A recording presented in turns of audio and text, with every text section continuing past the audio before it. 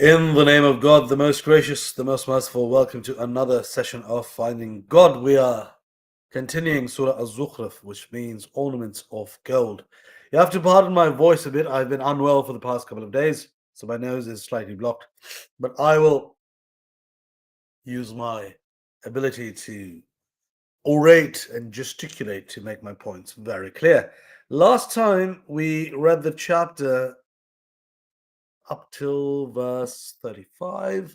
We were beginning to explain how short-term goals that the Meccans have had at the time were not sufficient from our perspective as Muslims and from God's perspective. And I think today, if I can't finish the chapter, I can at least try to cover a section of it because there's this lovely and interesting part that comes around what is it, verse 50, 60, where we start talking about Jesus Christ.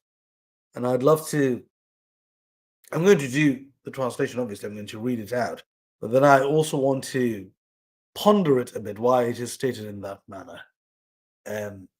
Because that is one of the major distinctions between Islam and Christianity, right? That's a major distinction. So I'd like to talk about it. Bismillah. In the name of God, the most gracious, the most merciful. I'll restart from 35. And adornments of gold, yet all this, the roofs, the doors, the stairs, elevators, thrones of the houses would have been nothing but an enjoyment of this world, and the hereafter with your Lord is only for the muttaqun, the pious. And whosoever turns away blindly from the remembrance of the most gracious, i.e., turning away means to stop worship, to stop reading the Quran, we appoint for him Satan to be a qarin to him or a companion. I didn't know this word, qarin. I want to see what it says in Arabic. Oh, qarin. Don't know this word actually. So what is it saying essentially? If there is a spectrum of with God and not with God, or I wouldn't say without God or far away from God. As you worship and pray, you move closer to God on that spectrum, and as you move farther from God, you move away from him, obviously, because you don't pray and fast and don't read the Quran. And some moment of that time, when you have turned away blindly from God, Satan or a Satan is appointed to you as a companion. Or instead of saying a Satan, I can say a satanic creature or a satanic energy, because Satan, it's hard to describe him as a person or a fallen jinn or an angel, a fallen angel, or whether Satan is a concept. There's so many understandings of it. Even there's people who worship Satan, they're called Satanists. So that's why I don't want to say that the Iblis, Lucifer, was appointed to every single person, but God can do that. But I think what it's meant here, that energy, the disciples or other creatures which follow the same path that I'm pointed. And verily they, Satan's, devils, hinder them from the path of God, but they think that they are guided right. That's true. Everyone who's, there's very few people who believe that they are on the wrong path and they still continue without remorse. You might see people, exotic dancers or murderers or robbers, who would know that, what I'm doing is wrong, but I have to do it because I have children or I have debt or I didn't know what else to do or something like that. You get the odd person like that, more so in the movies, but even in person you get the odd person like that. Most people believe that they are on the right path, whatever they are believing. An atheist would be convinced that they are an atheist. A Muslim would be convinced that they are a Muslim, and that is the right path.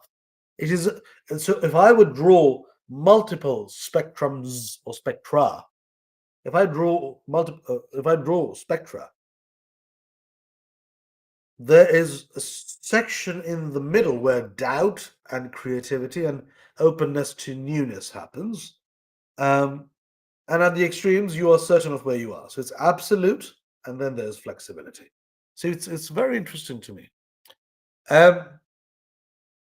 Till till When such a one comes to us, he says to his Satan, would that between me and you were the distance of the two easts, or the east and the west, a worse type of companion indeed. When that person comes to God, that person realizes that this companion wasn't really a companion for me. It will profit you not this day, O you who turn away from God's remembrance and his worship, as you did wrong, and that you will be sharers, you and your Satan companion, in the punishment. Can you, O Muhammad, make the deaf to hear, or can you guide the blind, or him who is in manifest error? That's a very fine rhetorical technique. One is to declare, you know, Lord of the heaven and the earth. Declare, easy. Makes water from the sky meet water from the ground, from the earth. Easy. And then there is, can you make the deaf hear and the blind see, and guide those on the wrong path to the right one? Can you? No. Only I can, because I am the Lord. And if something is happening, it is happening because I choose to allow it to happen. Your job is not to convince them, it's to warn them, it's to inform them.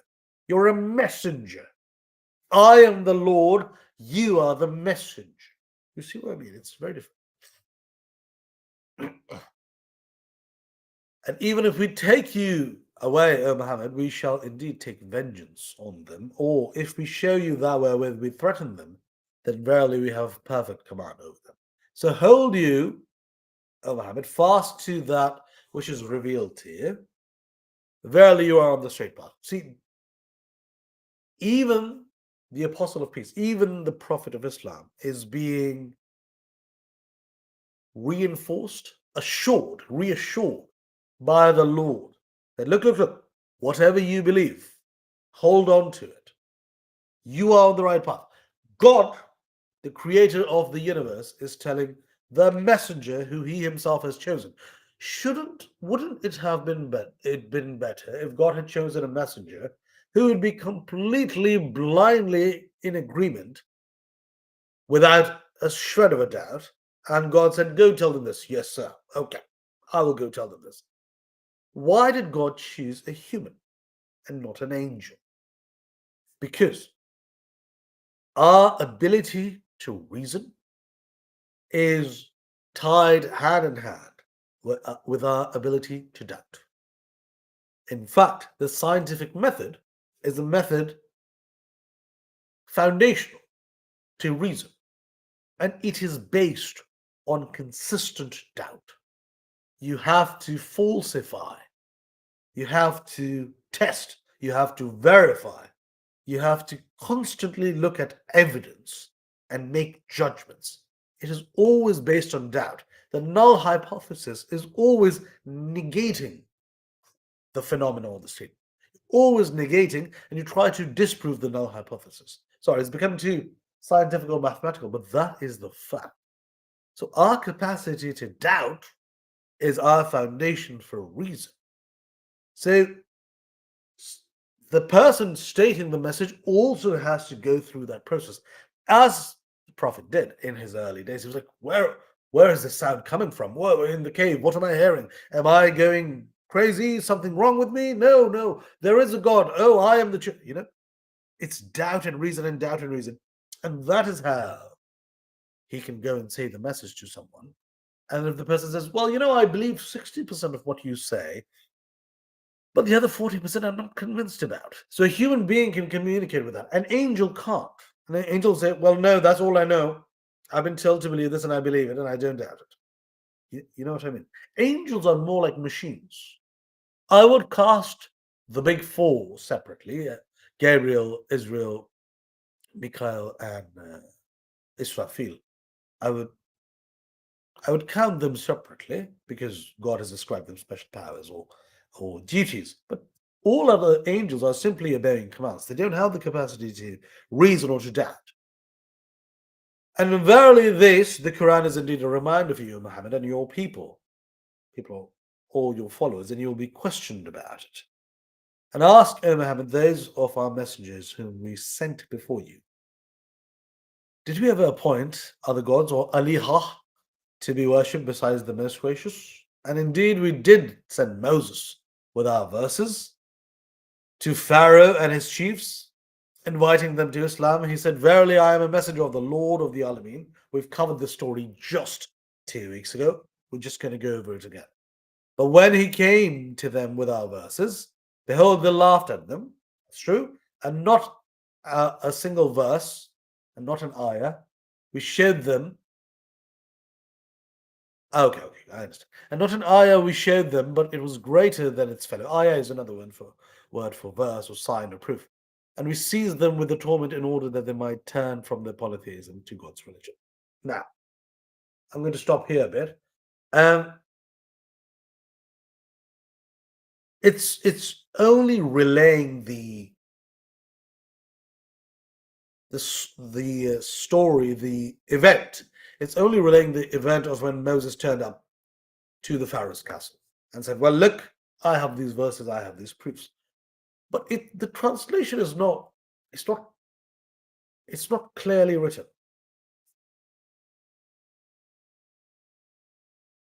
So, and we see them with the torment in order that they might turn from their polytheism to Islam or monotheism or to God's religion. That part is okay. But the first part, and not an ayah, we showed them that it was greater than its fellow. That part could be written clearly in the English translation. I'm sure in the Arabic it's perfect because God wrote it. But in the English one, um, it can be something like every verse we showed them was greater than its fellow. You know, instead of not an ayah that we showed them, but it's written in a manner which is hard to understand. Every verse we showed them was greater than its fellow, and we seized them with torment. You know, and they said to Moses, "O you sorcerer, invoke your Lord for us according to what he has covenanted with you. Verily, we shall guide ourselves right." Covenanted or agreed upon. I am simplifying it because the point of this whole series is to have a layperson's reading of the Quran, not an academic scholarly reading, but a layperson's reading. Like, I am not a scholar of Islam. I'm just a Muslim reading my book. That's all I'm doing. And covenanted is a word that I have never used, but agreed upon, I understand. The point here is agreed upon is not as precise or lofty as covenanted. When you enter into a covenant with a person, it's not as simple as an agreement or a promise or building of establishment of a trust framework. It's all of that and deeper. I think that's why this term is used. Because, look, I am explaining the translation, I'm interpreting it on my own, and I'm also criticizing how it's translated, if it's the best way, as you've seen me do. And I wouldn't be the first to knock the great scholars who have translated the Quran in this version, but I am curious on why they choose certain words. So, covenanted, now I understand. Perhaps it means more than just agreed upon. But when we remove the torment from them, behold, they broke their covenant that they will believe if we remove the torment from them. And Pharaoh proclaimed among his people, saying, "O my people, is not mine the dominion of Egypt, and these rivers flowing underneath me? See you not them? And I am better than this one, Moses, who is despicable and can scarcely express himself clearly." This part is interesting because I don't know if it has been sufficiently explained in biblical accounts. It must have been. I haven't read it. I haven't read them in detail to say either or. But in the movies, you don't see them, or in the on-screen depictions of Moses, you don't see that he had a bit of a stammer. He had trouble speaking. That is why there is a whole prayer. Rabbi shrah li sadri wa yassir li amri wahlul 'uqdatam min lisani yafqahu qawli. It's a prayer from Moses. beseeching the Lord for let them understand my words when I speak them and open my heart. Scarcely express himself clearly points to that. But I wonder if it's mentioned in the other books. Because in the on screen representations, it isn't. I understand making the lead actor in the movie be stammering and stuttering would not be the best way to sell your movie. I understand that part. But I haven't come across that. Why then are not golden bracelets bestowed on him or angels sent along with him? Thus he, Pharaoh, befooled and misled his people, and they obeyed him. Verily, they were ever a people who were fasiqun. Another word, rebellious, disobedient to God. Muttaqun, mushrikun, zalimun, fasiqun, muslimun. I think we've come across 8-9 words. I think once I'm done with this translation of the Quran, I should collect all of them and go through them once again. Maybe like a cross-reference. So when they angered us, we punished them and we drowned them all. This is true. The parting of the Red Sea and the coming back of the sea on its own is that incident. And we made them a precedent as a lesson for those coming after them, and an example to later generations. And an example to later generations. Look at the rhetorical device. Uses it as an example to later generations. And when the son of Mary. You see what I mean? It's so beautifully tied into each other. When the son of Mary is quoted as an example, Jesus Christ, worship like their idols, behold your people cry aloud or laugh out at the example and say, Aliha, the God's better, or is he, Jesus Christ? And they quoted not the above example except for argument, nay, but they are a quarrelsome people. We will study this further. He, Jesus Christ, or Isa as we say, was not more than a slave. We granted our favor to him, and we made him an example for the children of Israel, his creation without a father. Now, I can already imagine all my Christian friends, colleagues, viewers, people who don't even see it, anybody who believes in Christianity across the world, might have trouble with the word was not more than a slave, especially in the charged North American context of slavery, because Americans believe that slavery only came to America, because Americans believe everything is America. So, which is clearly it is not. A slave, like I am a slave of God. I'd be the first to say, I worship my Lord, I submit my will to my Lord, I am a slave of God.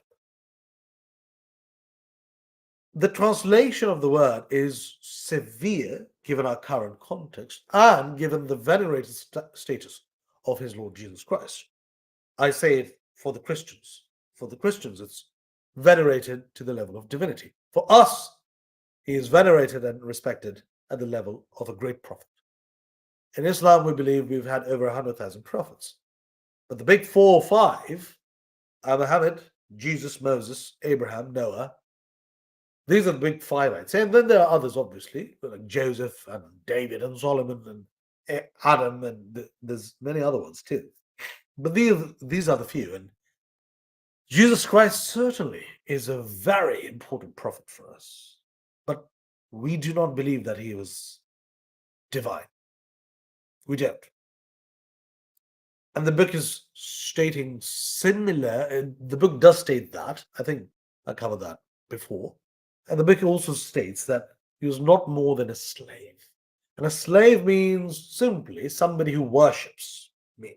So if I am the Lord, whoever worships me is my slave. Worship is a slave-bound act. Worship. So I know that we try to twist words and stretch them and move them about in the English language in particular, but worship is an act of slavery. You can adore and say, oh, I worship you romantically, but that's only exposition. That's only something that you're saying. When you worship something, you submit your will to them. So that is slavery, and that is slavery by choice. For example, I am a Muslim. I am a slave by choice of the Lord of the heaven and the earth. You see what I mean? So, if any of my Christian brothers and sisters come across this term, I would request you not to take offense to it because it is not meant in that manner. It is meant in the manner of one who worships the Lord. And I understand that this is a point that Islam and Christianity may never agree upon. The Trinity. I don't ever see that happening. And that's okay. There's separate religions. You don't have to agree upon them, but you also don't have to fight wars about them. And if it were our will, we would have destroyed you, mankind, all, and made angels to replace you on the earth. Exactly what I was saying. There is a reason why we are here. That is why I disagree with people who believe that there is no free will and only determinism. I believe there is a spectrum, and it is a dynamic spectrum. So we are here, and we're not mindless robots. We're supposed to make choices, and that is a choice that we're making. And he, Jesus, son of Mary, shall be known, a known sign for the coming of the hour, the day of resurrection, which is Jesus' descent on the earth. Now,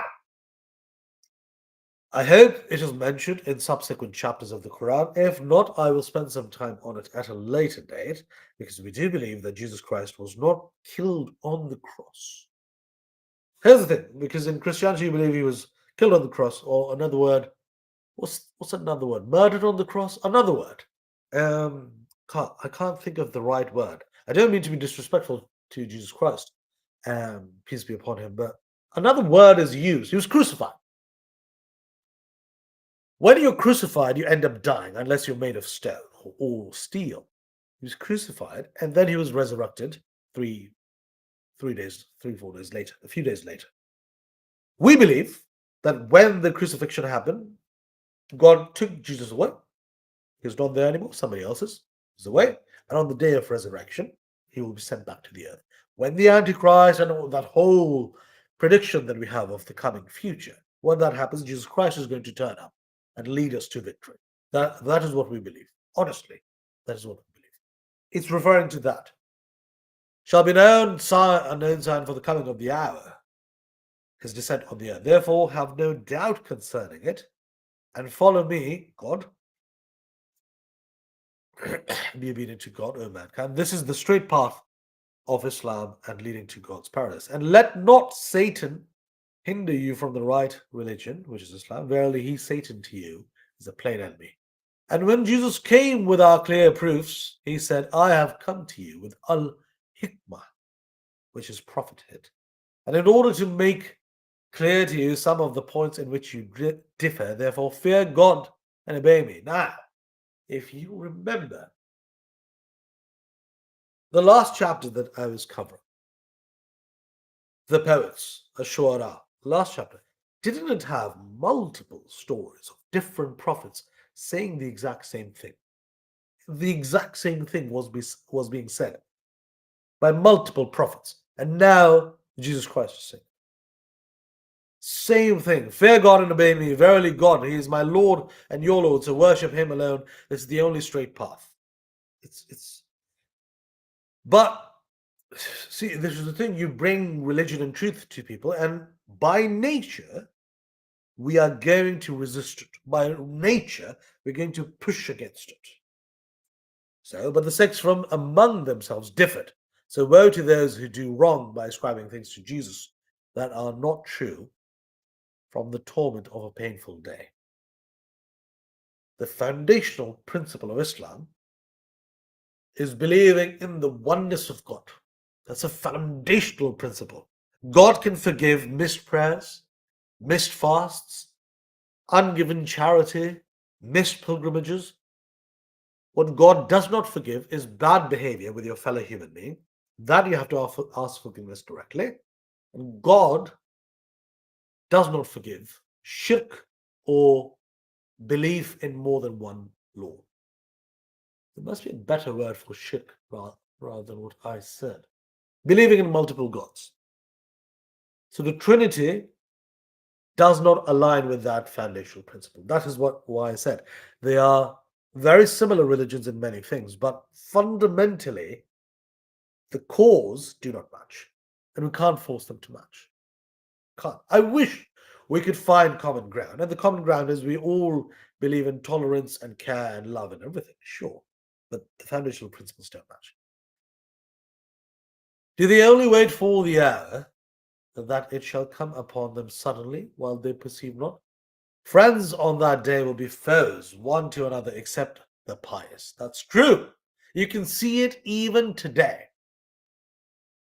I can give you an example of the holiest place on earth for me, which is God's house in Mecca. I was in Mecca last year at the Kaaba. I was walking around, I was doing my 7 rounds. First time I was with my mum, the second time. Mum first dad, then mum, and then the second time I went, I was on my own. And I remember when people were pushing past me, I said, "What? Relax, slow down. What's your hurry? Do you have to go to the restroom? Why don't you go and come back? What's the hurry?" And I was like, "Oh, it's so hot." I was like, "I know it's hot, but so what? You came here by your own volition. You came here by choice. I didn't drag you here. Stop pushing, all of you. What's the rush? You should savor this moment rather than, oh, I did my 7 rounds and I did my run and I did this, going home and I'm just going to rest." But what I did realize is if we are all here by choice and we are at the holiest place on earth and we paid and saved and sweated and bled to be here, yet when thrown into a crowd, we're only trying to just fight our way through it, whatever. What would happen when we are thrown into conditions which we didn't choose to be in? The day of resurrection. We don't decide. It can't be God announces, Ali, tomorrow's the day of resurrection. I'm busy tomorrow. Could it be Tuesday? No, we can't do that. And God wouldn't announce it. He wouldn't turn up and say, by the way, my people, tomorrow you're all going to get screwed. That's not going to happen. It's going to come along and we're going to be, oh God, it's here. And there's no way for me to run. There's no way for me to hide. And all my friends will become my enemies. Nobody will be looking after anybody else except themselves. And I hope, well, no, firstly, I don't hope to be alive on that day. But if we are raised from the dead, I hope I have enough sanity to look after my parents, for sure. I hope I don't turn into this, what's being explained.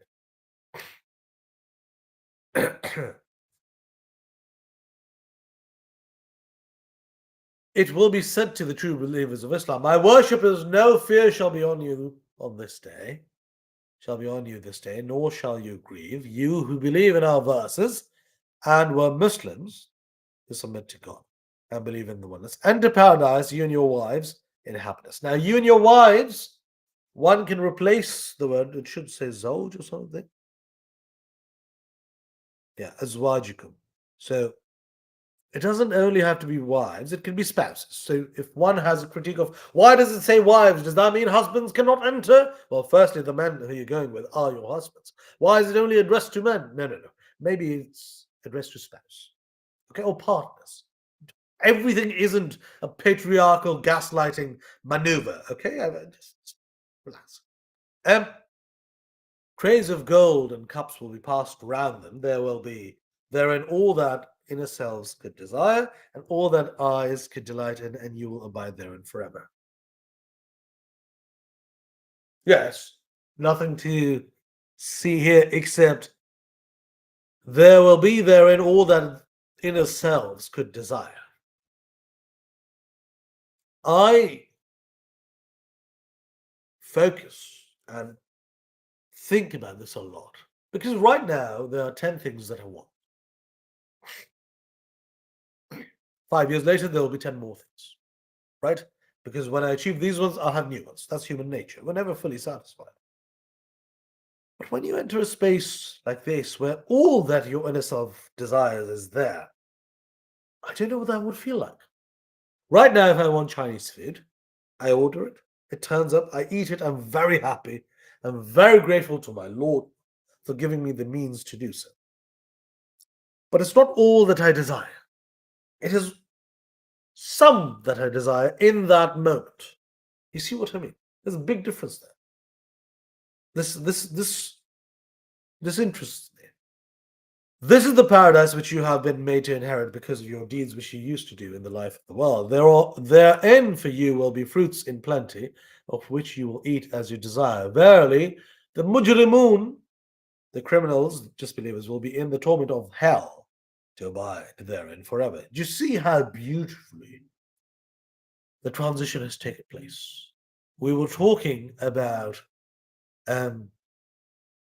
Moses and Jesus, and now paradise, and suddenly hell. It just, he weaves it so beautifully that you don't feel like something is being missed. It's so wonderfully done. The torment will not be lightened for them, and they will be plunged into destruction with deep regret, sorrows, and in despair therein. We wronged them not, but there were the Zalimun. Another word, polytheist wrongdoers. See, you know what I mean? All these words we've seen before, and they're just being mentioned again and again. And they will cry, "Oh Malik!" Malik means keeper of hell, or ruler, or keeper, maintainer. Let your Lord make an end of us. He will say, "Verily, you shall abide forever." Indeed, we have brought the truth, Muhammad, with the Quran to you, but most of you have hatred for the truth. Or have they plotted some plan? Then we too are planning. This is mentioned so many times. God is a master planner. There is no doubt. Look at what He's built. Look at everything the Lord has built. And it was built by simply saying. In one religion, we say, "Let there be light." In another, we say, "Kun fayakun," be, and it was. In other religions, it was birthed out of the Lord or multiple Lords. What matters is simply that the Lord can create. And to create, you must plan. And He is the greatest of planners. Or do they think that we hear not their secrets and their private counsel? Yes, we do. And our messengers, appointed angels in charge of mankind, are by them to record. Well, I've discussed this before. It could be the individual angels, but also angels all across. There could be an angel standing right here, right now. I don't know. There could be jinn floating here right now. I don't know. And I don't believe we should govern our behavior out of fear that some metaphysical entity is watching us, except the one entity, which is physical, metaphysical, and beyond, existential, phenomenological, and beyond. It's not simply a metaphysical entity, the Lord. But it's very true. There could be some here right now. Say, O Muhammad, if the most gracious God had a son or children as you pretend, then I am the first of God's worshippers who deny and refute this claim of yours, the first to believe in God alone and testify that He has no children. See, Jesus Christ's name was mentioned 20 verses ago, and now it's back indirectly. At that time, it was mentioned, well, those people say this and those people say that, and now suddenly it's tied into this verse. Isn't it masterfully written? I can't do this even in an academic paper. God is doing this in divine poetry. It's masterfully written.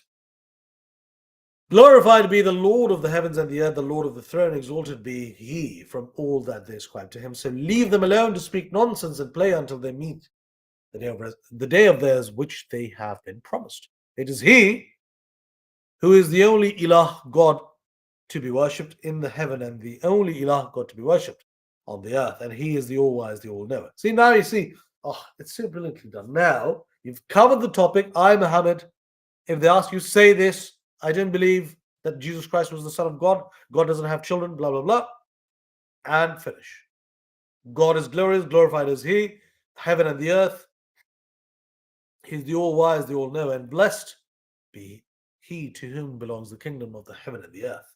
The heavens and the earth and all that is between them, and with whom is the knowledge of the hour, and to whom you all will be returned. And those whom they invoke instead of Him have no power of intercession. Exactly. They cannot intercede. They cannot interrupt. They cannot stop anything from happening. Why? Well, because they are inanimate objects made of clay and pots and stone. If you actually look at other religions, Hinduism, for example, because because I was born in Pakistan and we've seen a lot of quarrel between Islam and Hinduism. Hinduism, exactly in its reality, is monotheistic.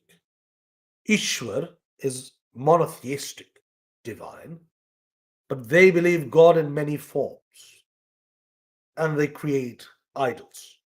They don't have, they have one divine God and multiple forms. Those forms in their myth have agency, for sure. They can intercede. But it is still monotheistic. I can hold my own in that conversation. I'll be much better versed a couple of years later, but so far. Other religions which have worshipped deities don't have that central concept. They actually are polytheistic. They have a pantheon. And they always ascribe small figurines or gigantic figurines and statues who can't do squat. The story of Abraham comes to mind, right? Where he put the axe on the shoulder of the largest statue of one of their gods and said, ask him what happened here. Ask him. You see what I mean?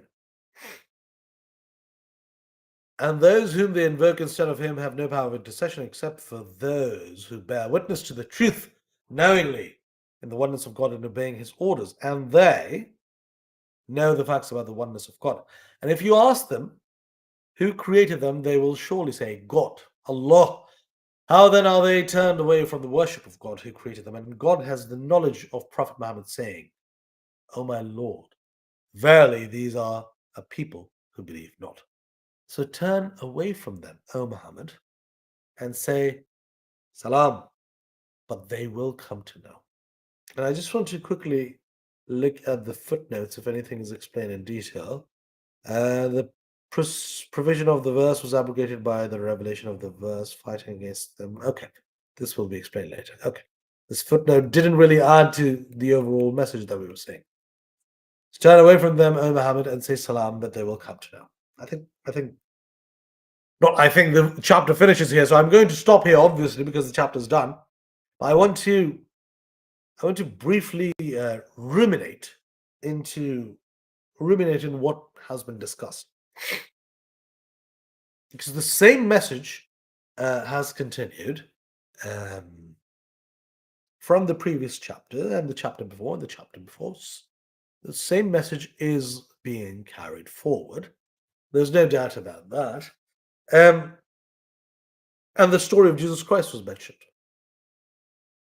That was interesting. Time-wise, it could be that the nation of Christians or Christianity is in the purview of whatever was occurring. It's possible. Somebody might have said, oh, this is the time when they went to Najashi, who was the ruler of Habsha, and I can't remember, Ethiopia, I think. So it could be that time, or it simply could be that the topic is being mentioned. A lot has been covered, but essentially it's a reinforcement to Prophet Muhammad about his role as a warner of Islam, a warner of the people. Essentially, that is what's happening, and everything else falls in line according to that. I'm quite interested in why Jesus Christ was mentioned in this chapter, and Moses was also mentioned in this chapter. But I suppose we have to watch the following few chapters to see if it is a rare occurrence or if it will happen again and again. And I just want to see very quickly what the next chapter would be. I'm going to quickly have a look. Ad-Duhan, Surah Ad-Duhan. Okay. Let's see. All right, I'm going to stop right here. 40 minutes almost, but I'm glad to have finished Surah Az-Zukhruf. I will see you again next week. Have a wonderful